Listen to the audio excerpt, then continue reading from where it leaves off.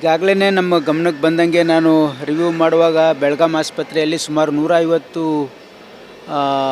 ಜನರು ಯಾರು ವೃದ್ಧರಿದ್ದಾರೆ ಅವರನ್ನು ಚಿಕಿತ್ಸೆ ಆದಮೇಲೆ ಅಲ್ಲೇ ಬಿಟ್ಟು ಹೋಗಿರ್ತಕ್ಕಂಥ ಪ್ರಕರಣ ಬೆಳಕಿಗೆ ಬಂದಮೇಲೆ ನಾವು ಈಗಾಗಲೇ ಎಲ್ಲ ಡೈರೆಕ್ಟರ್ಸಿಗೆ ಡೈರೆಕ್ಷನ್ನ ಕೊಟ್ಟಿದ್ದೀವಿ. ಏನಂದರೆ ಅವರ ಯಾರು ತಮ್ಮ ತಂದೆ ತಾಯಿಯನ್ನು ಅಲ್ಲೇ ಅಬೆಂಡನ್ ಮಾಡಿ ಹೋಗ್ತಾರೆ ಅವ್ರ ವಿರುದ್ಧ ನಾವು ಕಾನೂನು ಅಂದರೆ ಕಂಪ್ಲೇಂಟ್ ಕೊಡೋಕ್ಕೆ ಪ್ರೊವಿಷನ್ ಇದೆ. Welfare of parents and senior citizen act 2007 ಅಡಿಯಲ್ಲಿ ಅಸಿಸ್ಟೆಂಟ್ ಕಮಿಷನರ್ಗೆ ಕಂಪ್ಲೇಂಟ್ ಕೊಟ್ಟರೆ ಅವರು ಒಂದು ವೇಳೆ ಯಾವ ಮಕ್ಕಳು ತಂದೆ ತಾಯಿಯನ್ನು ನೋಡ್ಕೊಳ್ಳೋದಿಲ್ಲ, ಅವರ ಏನು ಆಸ್ತಿ ವರ್ಗಾವಣೆ ಆಗಿರುತ್ತೆ, ಅವ್ರೇನು ವಿಲ್ ಇರುತ್ತೆ ಅದು ರದ್ದಾಗಲಿಕ್ಕೆ ಪ್ರೊವಿಷನ್ ಇದೆ.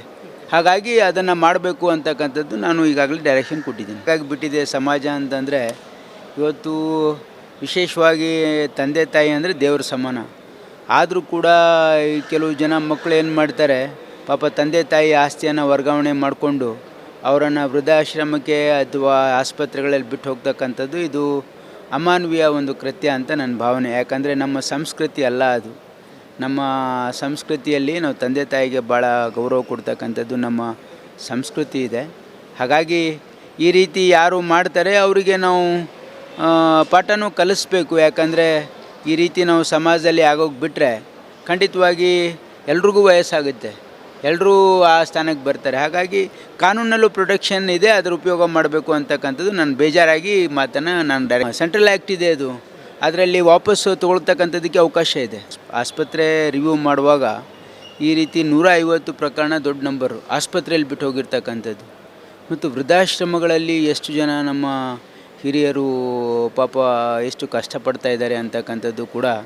ಯಾಕಂದರೆ ಪಾಪ ಅವ್ರ ಮನಸ್ಸಿಲ್ದೇ ಅವ್ರಿಗೆ ಒಯ್ದಲ್ಲಿ ಬಿಡ್ತಕ್ಕಂಥದ್ದು ಪಾಪ ಇದು ಭಾಳ ಅಮಾನವೀಯ ಅಂತ ನನ್ನ ಭಾವನೆ. ಹಾಗಾಗಿ ಅವರನ್ನು ಪ್ರೊಟೆಕ್ಟ್ ಮಾಡ್ತಕ್ಕಂಥದ್ದು ಇದು ನಾಗರಿಕ ಸಮಾಜದ ಕರ್ತವ್ಯ ಅಂತ ನನ್ನ ಭಾವನೆ. ಹಾಗಾಗಿ ನಾವು ಈ ಸ್ಟೆಪ್ಪನ್ನು ತೆಗೆದುಕೊಂಡಿದ್ದೀವಿ.